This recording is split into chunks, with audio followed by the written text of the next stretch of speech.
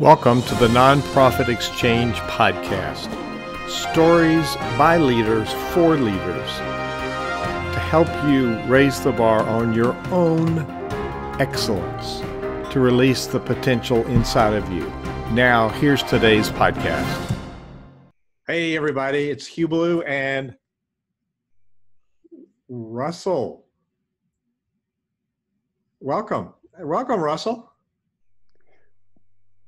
Good afternoon, everybody. Welcome to another edition of the Nonprofit Exchange, a program where we can bring in thought leaders to talk with you about ways that you can get more done, less effort, and better results by putting systems into place.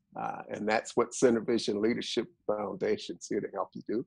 We've got a remarkable guest on today who will talk with us about cause-based marketing for businesses and how partnering with nonprofits is good for your bottom line. Yes, sir. Yes, sir. Now, the people watching can see this, but the people listening on the podcast, Russell doesn't have hair on top of his head, but he seems to have some on the front of his face. So you're growing a new beard, are you? Well, yeah, I think I lost my razor here, but that's okay. All of the gray, I'm told, makes me distinguished, but I think that's from people that just want to make me feel better. That's right. That's right. You've earned every gray one. So we have a gentleman from Fort Lauderdale, Florida area with us today that I met a couple of months ago and was immediately impressed with his passion for the work he does, his experience, his wisdom, and a vast amount of knowledge in a number of areas. But we're going to focus on this bringing value to nonprofits while bringing value to your business. So Andrew Felix, welcome to the Nonprofit Exchange.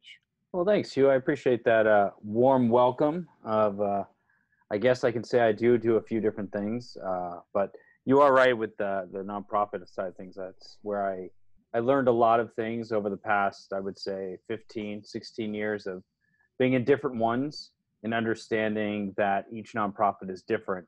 And there's a lot of people out there that believe that all nonprofits are the same. That's definitely not true. They all have different missions. They all have different goals. They all have different ways of using their dollars. So everybody should just make sure that they understand exactly, and we'll get into that, but the nonprofit and why you're supporting it, making sure it's what you want to support. One of our guests recently gave us a new term. Instead of a for-profit business, it's a for-purpose enterprise. And so we kind of like that. So tell people about Andrew Felix. Give them a little background about who you are and how you ended up doing what you do today. And you work with nonprofits, but you also have a business and a publication.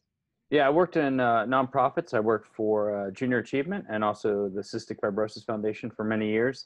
And then was in the PR marketing realm of things with consumer electronics.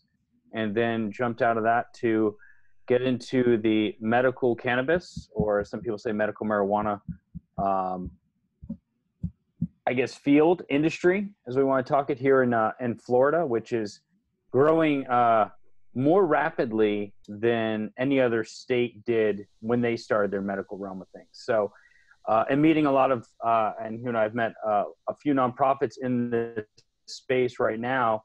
One being Mission Zero, who we're both working with in the cannabis industry and the veterans industry. So really took everything I learned from nonprofits to the cannabis industry and doing my business, but also joining with nonprofits because I had such a passion to see nonprofits want to grow and raise money. So you've had, and just talking to you for about 30 minutes at a Starbucks there in Fort Lauderdale, I determined quickly that you had a depth of experience. And we're going to focus today on marketing dollars that businesses use. Now, there's a lot of reasons that businesses write a check for a nonprofit. Some are good and some are not. So I'm going to, part A of this is what's the motivation for a business to write a check? And then part B of this is what kind of results should we help them create? Because I'm sure the nonprofit, as well as the business, doesn't really have a model of how they can get an ROI on that investment. So let's do the first part. What are the motivations, good and bad, for businesses to fund a nonprofit? Well, I think the big thing with nonprofits and corporations, or some people funding us, is the idea of an event is just like somebody going to a networking event, but they need to kind of use those events as that networking event. It isn't just, a party, fun time, so forth. You're paying the money, and it should be used for not only giving back to the charity, of course, and there's a tax deduction and so forth, but if you're already giving the money, utilize that in the nonprofit way of saying, hey, it's a golf tournament or a gala, or it's a bowling tournament or a walk. Work as a networking event too. Don't just go or just give the money and not use it in that realm of things. Mm-hmm, mm-hmm. So what do businesses not know about how to get mileage out of those dollars? What's missing from their knowledge bank?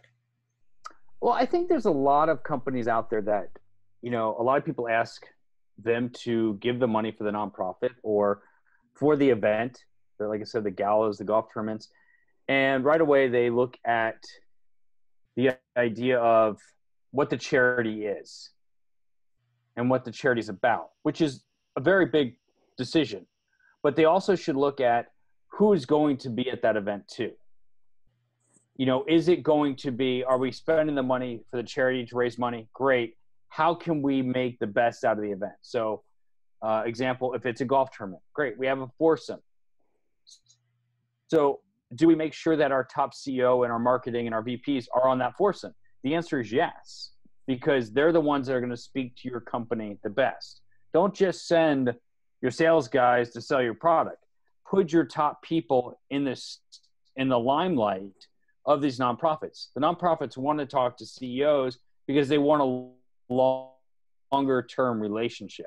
The goal on that is not just to say, I want that $20,000 or that $10,000 check for the golf tournament. That executive director of that nonprofit wants to meet the CEO, build the relationship, have them come to not the golf tournament, but just also the gala that's 6 months later, or the walkathon, have a team in the walkathon. And these smaller events, i.e. the walkathons, the bowl-a-thons, maybe the bartending events, whatever the smaller events are away from the galas, are then going to be the ones that you get your whole company involved in. But if you're spending $25,000 on title sponsorships, you should make sure that CEO has that day blocked off to be at that event to make sure he's representing that company. And I've seen a lot of nonprofits that go, yeah, we sponsored it. We gave $25,000. Great. Yeah, we'll try to make it. Appreciate it. Make sure you use the money right, which is fine. But if you want in 6 months, when the CEO says, here's the marketing budget, you spent $100,000, what was our ROI on that? I see you placed some ads, you donated to charity, you went to this event, you went to that event. What did you get out of it? What was the largest event? Well, we spent $25,000 in sponsorship of this golf tournament. Wonderful. Who did we meet? And a lot of people don't do that, and they should. Like if you're spending that much money, the CEO shouldn't ask you when he sees your marketing budget at the end of the year and goes, wow, you spent this much money. I remember that 25, that sponsorship, that title. That was the best event I've been to all year. I want to make sure that we are sponsored that next year. That's what the nonprofit wants to hear later on when the director of marketing calls him and goes, hey, just went over the budget.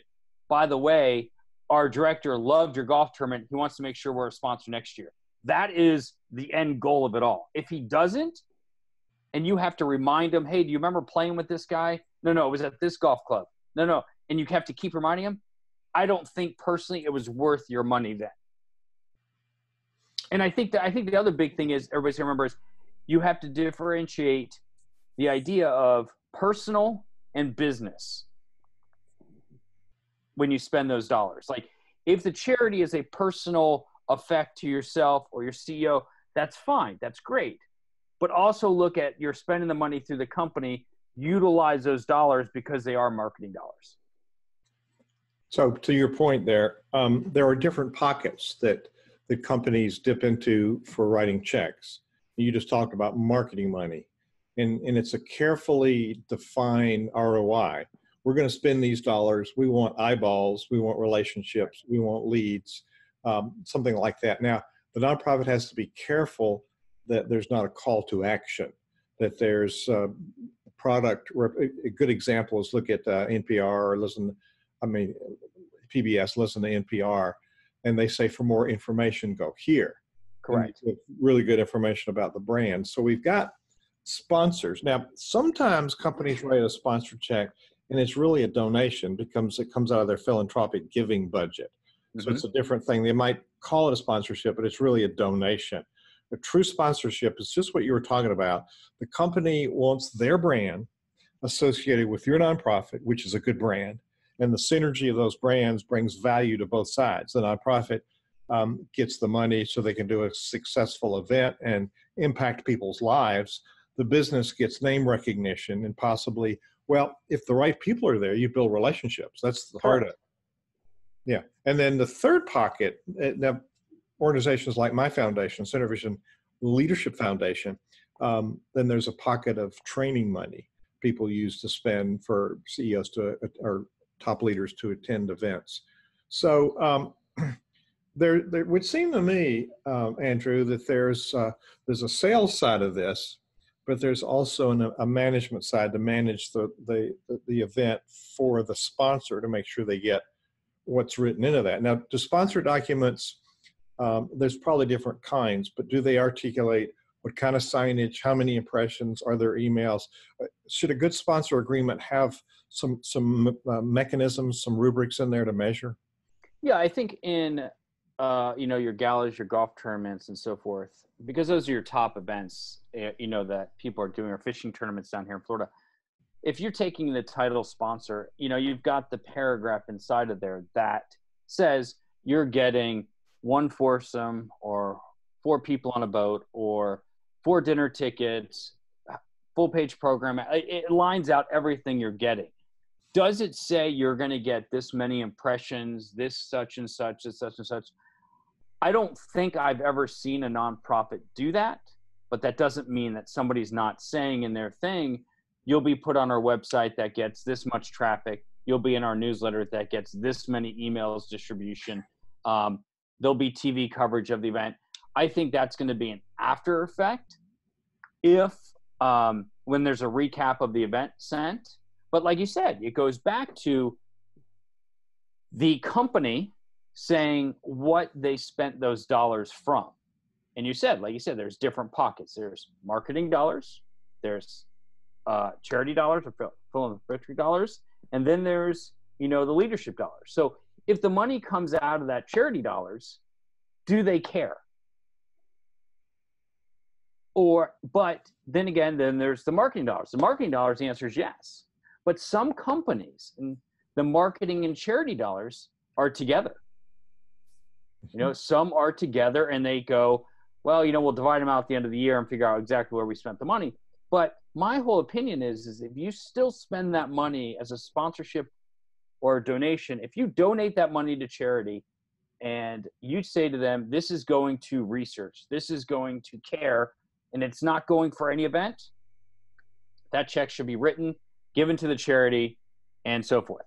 If you're asked for an event and you give a donation, and out of that donation you become a title, presenting, gold, whatever sponsor, even though it comes out of the charity account, you still as a company should take advantage of that and use it for an ROI purpose. Mm-hmm. Because there's still parts of that, obviously, that you get a tax write-off for, but the things that like you said, the things that you get a use out of, so if it's a golf tournament, the golf cost, the dinner cost, the golf shirt cost, the golf hat, anything that you get is taken off, but anything else is still a tax write-off for a company. Well, and we want to go after advertising dollars because there's a limit on how many philanthropic dollars a company can spend. Right. And there's really no limit on marketing dollars. And really, the bottom line is they're both deductible because you're deducting the expenses of advertising from your profit. But it's purposeful expenditures. And so if I accept sponsor dollars, I want to interview, and I'm going to toss it to Russell here. He's really good about asking people what do they expect, and so there's a conversation around what would the benefactor, the sponsor, like to see happen, and a donor, they want to see impact on people's lives. Sponsor, they want that, but they're interested in what we're doing, but they're also interested in furthering their impressions, their brand recognition in the community. Now, Russell, you work with you work with a lot of nonprofits and have for years on funding. So why don't you pipe in here and give us some illumination, and then do you have some questions for our guest?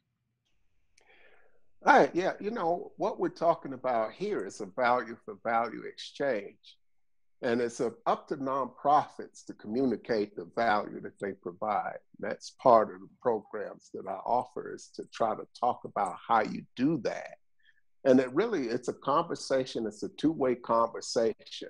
But on both sides of that conversation, you have to look at what it is that you want to get out of the relationship. It needs to be something that's win-win. Sponsorship is a value for value exchange, and a lot of it is confused with donations. So nonprofits have to understand what value they offer. Does the business want to connect with their audience? Do they want to create goodwill? What sort of returns are you looking for?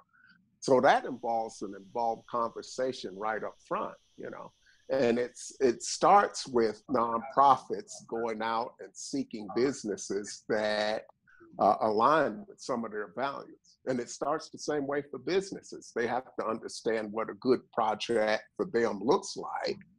And it's about finding that alignment and reaching out to people who are more aligned with you, and then starting a conversation. Yeah, I don't think it serves to just throw a proposal out in front of a potential sponsor in the blind.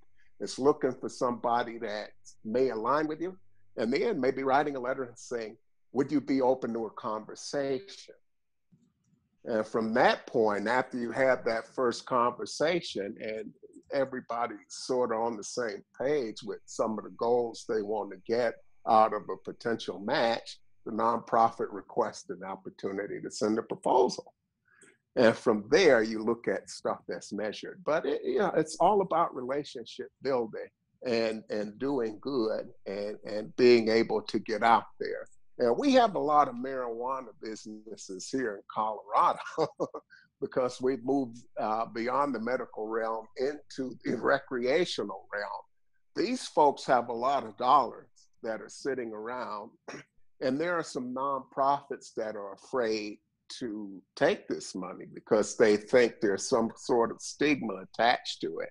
And so what would you say to those businesses in particular about finding ways to connect with nonprofits to assuage some of these fears, to help work around that stigma so that they can actually contribute to the community in effective ways? I mean, I would say that the big thing is, I understand the stigma thing, because we have the stigma thing here in Florida where everybody thinks $1 that goes through a dispensary is drug money in a way. I mean, that's the way people look at it. But you have to remember too that even dollars in Colorado, California, where it is adult use or recreational use, that they still pay taxes on it. So for a nonprofit to go, well, I'm not sure that's the money I want to touch. Well, they're still paying taxes, they're still giving money to the government. So why is it not good for yourself? And they want to give the money. Now, is it going to be handed to you in cash?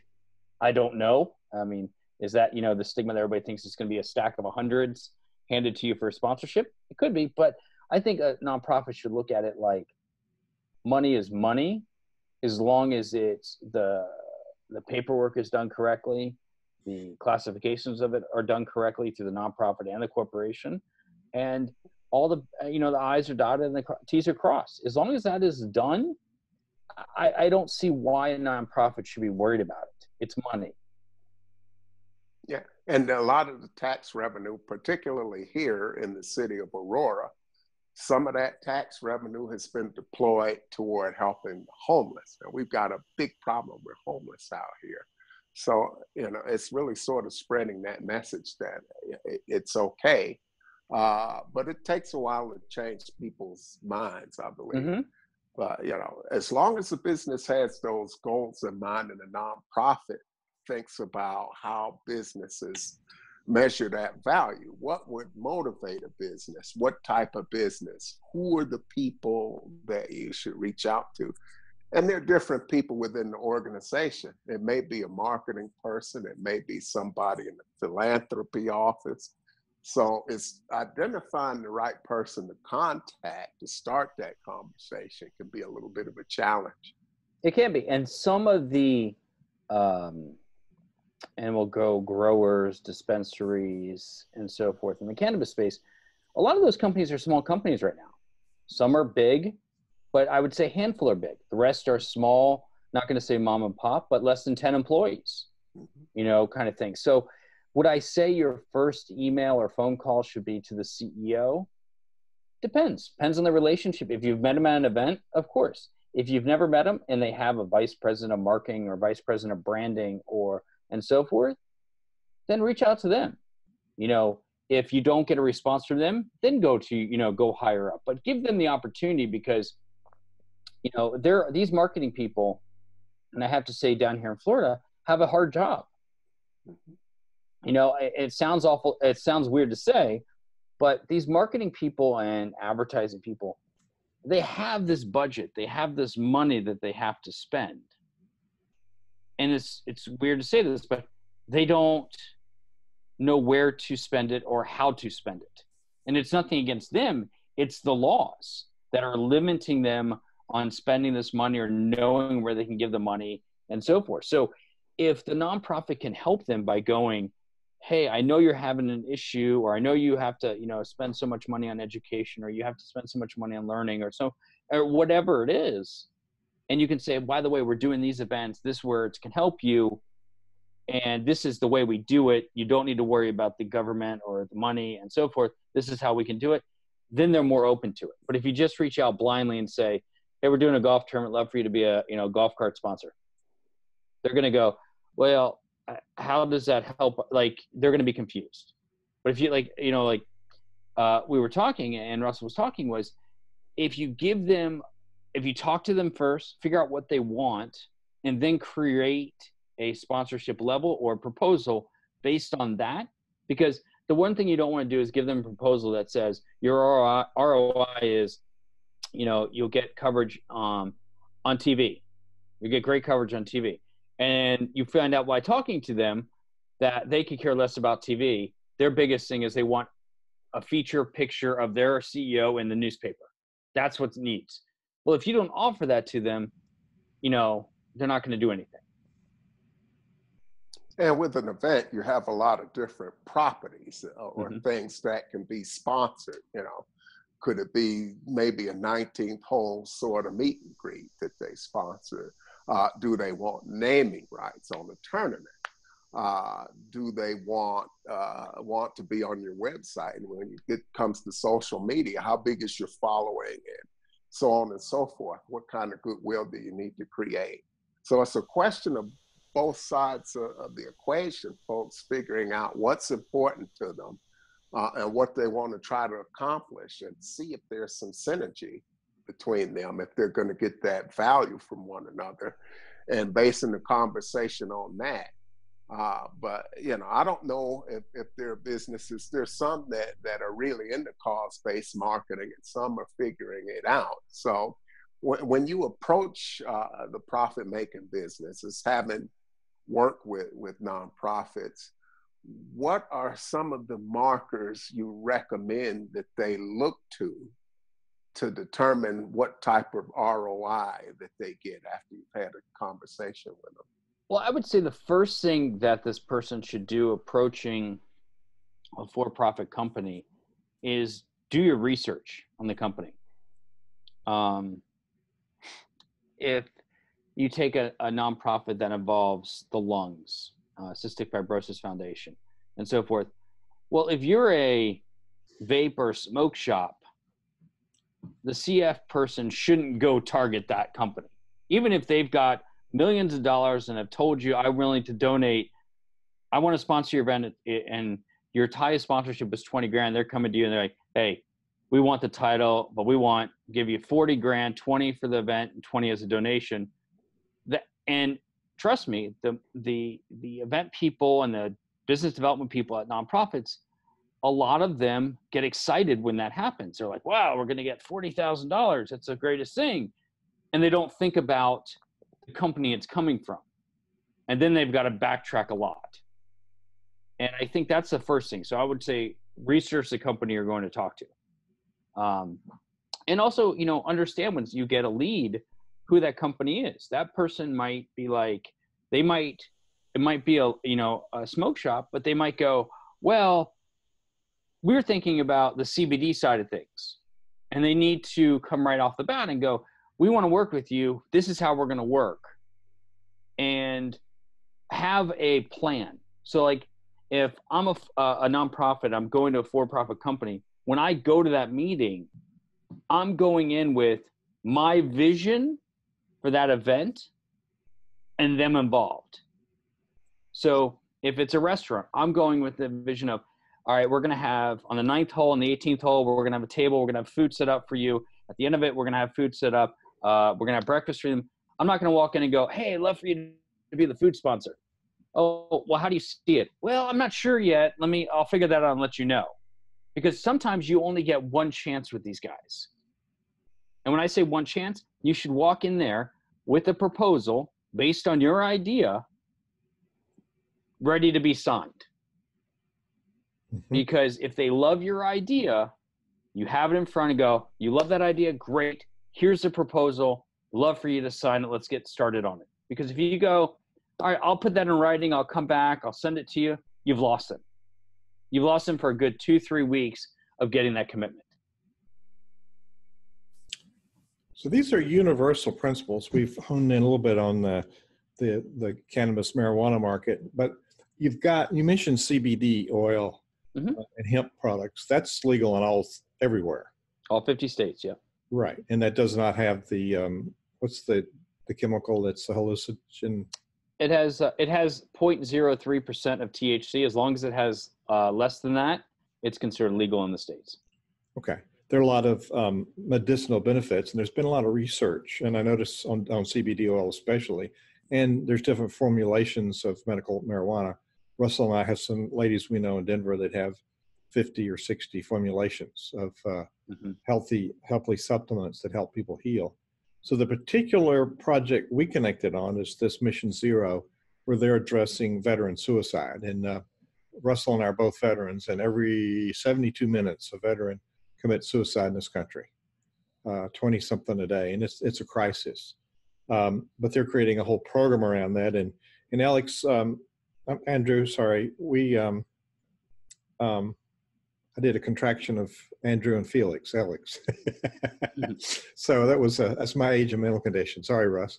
We got connected on an event that you've got some experience on. You've worked with different Rotary clubs and different nonprofits. And the particular event that you're helping with is a golf tournament, and you really know your stuff here. But it's not about a bunch of guys going to play golf, guys and girls.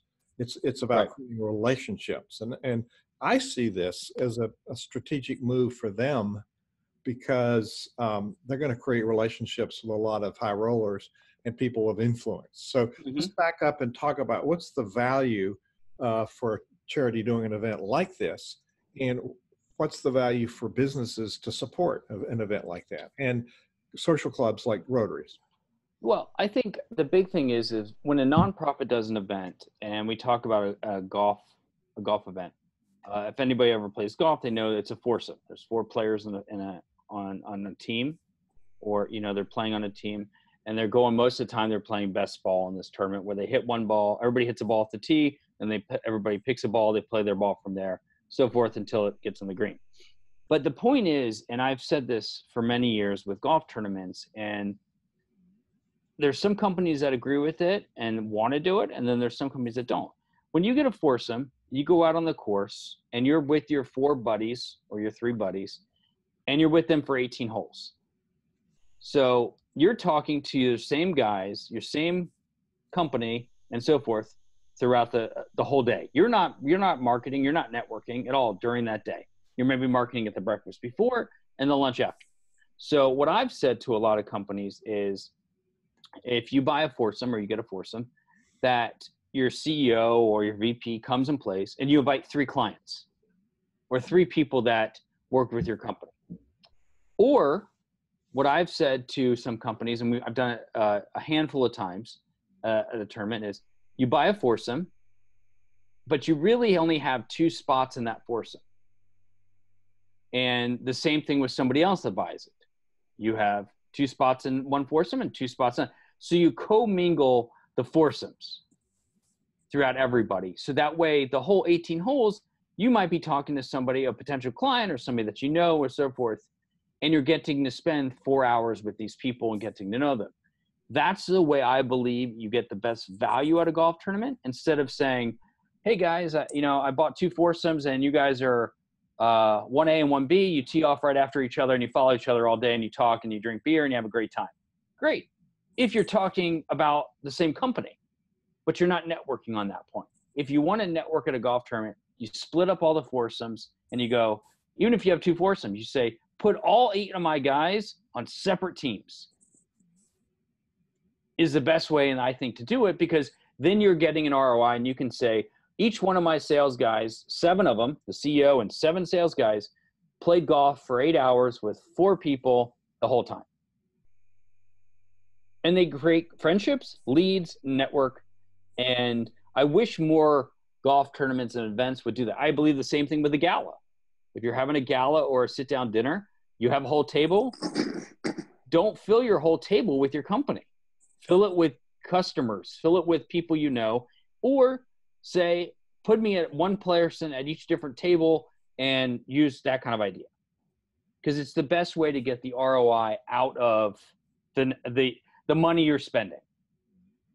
That's in addition to the signage, any particular messaging, scripts or verbal presentations, or any of the, sometimes the sponsor plays a video at a gala.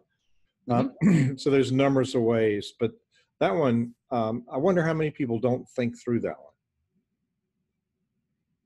one. I mean, I don't think a lot of people, like I said, they think a lot. And like I said, I was a nonprofit for years. And the way it worked was, I had a title or presenting or something sponsor, and you said to them, the only thing you need from me is I need your foursome, the 4 players that are playing, and I need your logo. Thank you. We'll see you at the tournament. That's it. And the company goes, great. I've sent you my 4 people. I've sent you my logo. I'll see you at the event. They don't go, so are you guys doing a speech at the lunch? If so, are you mentioning our company? What are the signage? Do we get a T sign on this T sign? Is there a sign or a banner at the front with our logo on? Like, they don't ask all these. If you're doing a goodie bag, can I put a pamphlet in there? Like, they don't ask all the questions because they expect the nonprofit to ask them those questions. But I believe if you're getting involved in nonprofits, you should understand how busy they are in their business and go, hey, by the way, I know we're a title sponsor. Here's our logo. Here's our foursome. I've got a pamphlet ready to go in your goodie bag. And is there anything else you need from me? That's what you should ask. And it saves the nonprofit, and it helps you get more exposure because you're willing to help the nonprofit get it done. So it would seem to me that there would be some responsibility on both sides for creating that process. And if a nonprofit wants to have a steady stream of sponsors that are continuous, then they want to make sure that the sponsor gets good mileage from their dollars. And so having a checklist of here's the things we need to make sure that we talk about with the sponsor. I think businesses have somebody in marketing that should know this, but Andrew, I find a lot of people don't. And like I said, there's a lot, and the marketing people in a lot of these companies, I'll say it, are overworked, underpaid. Sometimes they've got 5 or 6 events a week. They've got these galas. They've got somebody pulling them about an ad in the paper. They got an ad on the TV. They're pulled in so many directions that they don't think about the golf tournament until they look on the calendar and they realize it's a week away. Oh man, I got to get my foursome together and hopefully they have my logo. That's exactly what happens. The last week before a tournament, you get all the names, you get the logos, you're printing signs, and you're going from there. And I believe that with a nonprofit, and like I said, I go back and forth, the nonprofit, just making sure you stay in communications with that marketing person, because in the end, you got to remember, a lot of times that marketing person is your gatekeeper for future events. And if you make their job easier at your event, they're going to go the next time you come around for that event or another event, they're going to go, oh, guys, working with them is so easy. They help us take care of everything. They create our ad on the program. We don't have to worry about anything. So where do nonprofits go to learn how to? That's a huge value proposition. That's really, it's insurance money that business is going to want to come back again. Where do nonprofits learn how to? I know. I believe when you sign on to a nonprofit, I believe a lot of them do their, wherever their head office is, they'll bring you up there for, I think, 2 or 3 days, and spend the money on training you and so forth. Do they train you that depth and deep into something? I don't know. I know that they've always said, we'll spend the hour in this training session on nonprofit events. This is, our checklist for a golf tournament. Here's our checklist for this. And sometimes those checklists are, make sure you have all the signs, T signs, food donated, beverages donated, your golf shirts are done. So all that. But it doesn't dive into, when it says sponsors, it doesn't dive into making sure you have the logos, if you sold that sponsor, wait, you need pin flags. Wait, did somebody order the pin flags? Because sometimes on those title sponsors, you put so much in it to sell it, but you got to make sure that you have it all. And if you miss that one thing, and it could be the flower arrangements on a table with the logo on a band wrapped around it. If you don't have that, they'll call you out on it. And that casts there's a little negative cloud over the value they've received, because they say, well, I didn't get that. But it really sort of supersedes the other values sometimes, doesn't it? Well, like I said, the small little thing can ruin the rest of the year of getting money from them. So the smallest detail, for example, like if you print a sign and you go to print with a sign, I know it's hard to do, but making sure that you have that email approval from the marketing person, this is the correct logo for the sign. We don't like to use the vertical logo. We like to use the horizontal logo on print. The vertical is more for social and TV. Well, if you put the vertical on print in the newspaper, in the program, on the banner signs, on the stock board signs, and the T sign, and their CEO sees it, the CEO is going to go to the brand manager and go, hey, why are they using that logo? And they're going to go, you're causing problems for them. They're going to remember that when you come back and ask them for more money. Mm-hmm. So Russell, it's got something bubbling up there. Well, this whole conversation is around the value for value exchange and who wants what. And that's going to take a little bit of education on both sides of the equation to have an idea of what do we want out of our cause-based marketing dollars for the company, and how can we provide value to the business on the side of the nonprofit. So those conversations are crucial. Sometimes it takes more than one. Certainly, if you got somebody that's ready to go and it's clear, and that happens by homework. I think a business like a nonprofit has to think about what would be a good fit and how they want to capture value, so that when they have this conversation, when they sit down, everybody's clear on what they want. And this is how you determine if it's a good fit. And then you can cross all the T's and dot all the I's.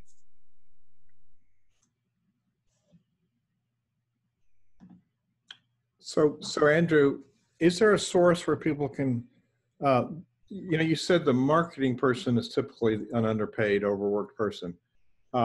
That's also true of the nonprofit executive director. That's true in all nonprofit and all levels of, from bookkeeper to development directors to event people to assistant vice presidents, to executive directors, like all of them, even the presidents of nonprofits, I believe some of them are, underpaid and overworked. But sometimes, and streamlining your communication. So I always believed in nonprofits using templates that were easy to fill in, easy for people to check off, to forms. So like if you had a sponsor sign up for an event, you would basically send it back a form, and here are the 10 things that I need from you and so forth. Please send it to me when you can. You can send it back to me in this email. I don't care if you overload my email, just send it to me so that we have it. And that could be the logo, their half-page ad, their foursome, and so forth. Getting all that information in one shot instead of saying, hey, I'm going to send you an email tomorrow. I just need your logo. Great. 2 days later, hey, I need to get your program met. Okay, great. All right, now I need to get this. Okay, and it becomes a lot of work because now you get all these emails coming back and forth, logos coming back and forth, like, and so forth. So there's more chance of a mess up, and you don't want that. From the logo being wrong at an event to you don't want your CEO walking up to check in at an event and then go, I'm sorry, you're not on our list. But they're the guy that gave you $50,000 and owns this company, because the person at the check-in is usually a volunteer that doesn't know what you've gone through, doesn't know what you deal with. So they're the first line of defense to get, the argument from the CEO going, my name is Bob Smith. As you can see, this is Smith Brothers Gala.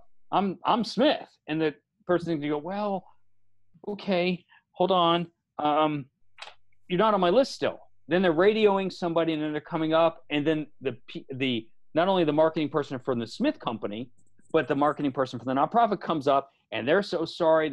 And now you've got the CEO upset as soon as you walked in the door. So just making sure you've crossed your T's, as Russell said, cross your T's, dot your I's for every little thing. And I'm talking from name tags, a name misspelled, to the logo not being right, to the CEO's name not being on the list. Those are deal breakers, aren't they? Everybody doesn't think about, like, if you don't have a name tag with the CEO's name on it, because maybe you didn't think he was coming, print it anyway. Because when he shows up and goes, I didn't tell anybody I was coming, but you got a name tag for me? That's pretty impressive. Like, those little things matter. Or if if you're at a golf tournament and the CEO says, hey, I can't make it, but then, at the 12th hour, somebody calls you and says, hey, CEO is actually in town. Any chance he can get out there and play golf, or he can get out there to the gala? You find a way to put a table out there, or you put a golf foursome together, and you find 4 people to play with it. Mm-hmm. Or you say, yeah, you got a foursome, invite 3 people. Well, he doesn't have everybody. No problem. We'll fill it with good people to play with. Great. You fill it, because he'll remember that more than he'll remember if he was on the list and he was already there, he was at meetings and so forth. He'll know you bent over backwards. He'll thank you at the end. And as soon as you get that thank you, you go, really appreciate all your support. Would love the idea of you being a part of this next year. Yeah, you know what, Andrew? We'll be a part of it. That's I guess you could summarize that as building goodwill. Mm-hmm. It is. So there's so many little things. So you got these people, the marketing person and the person that's handling the sponsorship with the nonprofit. It might not be the executive director, it might be the development person. Mm-hmm. And so they're both stressed out, overworked, and maybe they're carrying too many hats, wearing too many hats. So the development person might be running the golf tournament, so they're spread thin. So there really needs to be some way to pay attention to these details on the nonprofit side. And so, Russell, what are you thinking? You worked on the inside of a reservation for years doing funding. Did you work out some systems that were helpful? Well, it is. It's really what Alex is talking about is to understand, access, and use tools to keep everybody on track. And what I find is that if a system's complicated, people aren't going to use it. A confused mind always says no. So it's really important to have sort of that understanding of what you want out of that type of thing, and deciding what does a good value exchange looks like. on the side of the business. What are the things that we want? Nonprofits have to understand the types of ways that they can provide value that are in line with what the company wants. And so a little bit of it can be a learning process, and it's every bit as difficult, if not more difficult, to figure out how you're going to deploy that money when you're writing a check as it is to get a check or some other type of service. Is it a media sponsorship? Is it, what type of arrangement is it? So many things to think through, but, having good customer service is something that needs to be thought through all the way around.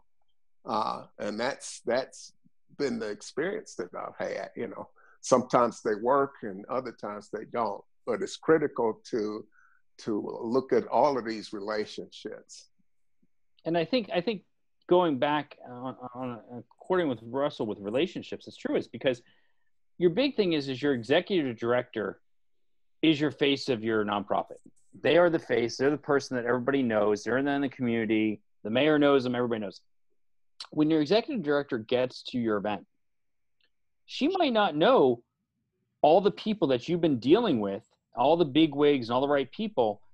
And the best thing that you can do for her or him, and I've done this for a few events, is you create a flipbook or a lookbook, which has the CEO's picture and other people that are going to be there, and their name, their title, and maybe a little blurb about them, like, has 2 kids, loves, big Florida State fan or big Miami Hurricanes fan or whatever, so that the director kind of has that in her back pocket, looks and sees, oh, that's Bob Smith. I'm going to go say hi. And she walks up, go, Bob, hi, I'm Andrew. Pleasure to meet you. We both went to Miami to get, like, that is better than them walking around going, hey, can you introduce me to this person? I don't know who who's the big sponsor. They know going into the event who they need to make sure they sit and talk to.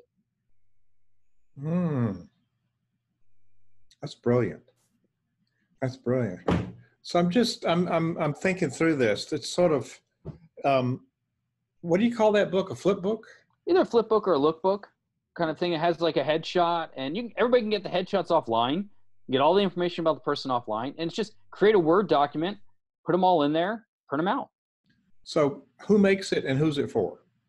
The nonprofit development director or an intern with the nonprofit spends, 2 or 3 hours. Spending that 2-3 hours to make the lookbook will in turn make you more money in the end, because even if you give it to the people at the front that are standing there greeting people, I mean, can you imagine if you're the CEO of a company and you have a kid volunteer at the front door welcoming people, and he sees somebody get out of the car, he looks real quick and goes, oh, that's Bob Smith. He's the CEO. He's a good guy. All right. Closes the book, puts it away. Guy walks in and goes, hi, Mr. Smith. Thank you so much for being a big part of this event. We really appreciate it. 1, he'll be caught off guard. And 2, he'll be like, wow, they did their work. This is an organization that we should be a part of. That tip is worth its weight in gold. Oh, yeah. That happened to me recently in an event. Oh, I said, hi, I'm Hugh. I know who you are. Thank you for being here. And, this is where you need to be. Here's your name tag. And let me take you over to where they're waiting for you. Mm-hmm. And I got to tell you. And the thing is, Hugh, I'm sorry to interrupt you. You'll never forget that. You got it. That made me feel like I was important. They thought I was important, so I was important. Mm-hmm. And you might be a president of the company, and you don't want to go in somewhere where you've signed a check or authorized a check that was pretty substantial, and people don't have a clue who you are. That is bad. That's bad leadership on the side of a nonprofit. So we're talking about installing really good business principles into the nonprofit that you run. So it is a tax exempt business, really, because we got to generate more money than we spend. We call it profit. It's cash that we then repurpose for the work of the giving impact that we're wanting to do for humanity. So you made these books, and the word we haven't said yet is for volunteers, staff and volunteers. Mm-hmm. So we're working together on this golf tournament in Florida. I said working together. You're the one carrying the weight. I'm helping with them think about their leadership and this is really helpful for me to think about how to support them and the things they need to think about. But we also connected with a university in the area, and they have a golf school, a college golf, and they have volunteers. And so one of the big success factors, and you've worked with Rotaries too, I believe, in some of this. And I'm a Rotarian. Here's my Rotary thing. And Russell is an optimist. He also belongs to the Optimist Club. So so there's real value in people that are anchored with common values and common purpose and common passion coming together. So talk about the empowerment, engagement of volunteers, if you will, a minute. Yeah, I mean, I think volunteers, if you run a nonprofit or you're part of a nonprofit or you're doing an event for a nonprofit, and you think you can do this event without volunteers, find a new line of work. I mean, and if you think you can run an event by yourself, I don't care if it's a bar, little restaurant networking thing, and you can do it by yourself. Have 2 or 3 volunteers there. Most of the time, those volunteers know your nonprofit are affected by what your research is. Sell your nonprofit. So if you're with the American Cancer Society, Breast Cancer, Cystic Fibrosis Foundation, and so forth, having a patient there or having somebody there that lives and breathes it, you live and breathe it, but you might not be affected by it. Now, if you had a family member affected by it, great. Having somebody there and your volunteers means more in gold to anybody than anything else in the world, because they're going to work harder than anybody else. If you've ever been to an event, you've got your 5 employees from the nonprofit, you've got 25 volunteers.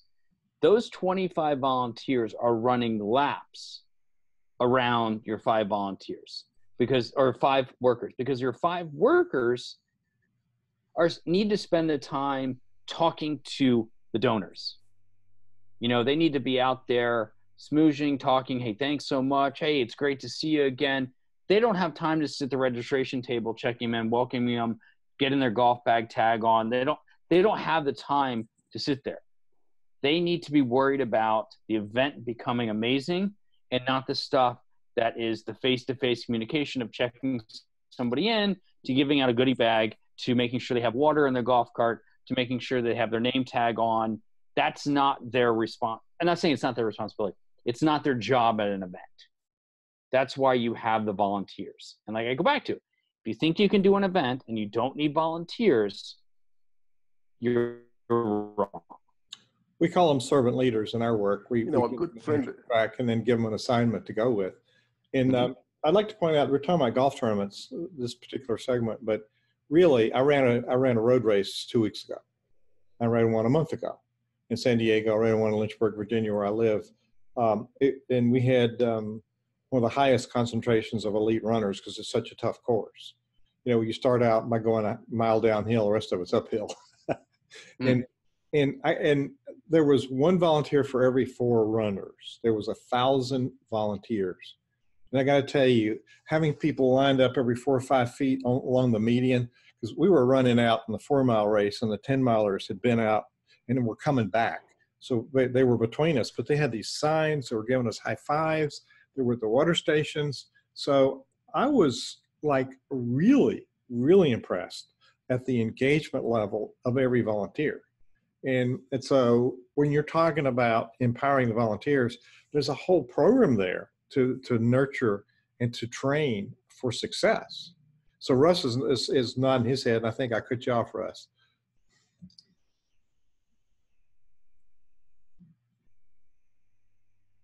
We lost you, Hugh, for a second. I said, can you hear me now? Got you now. Okay, Russ was nodding his head, and I think I cut you off, Russ.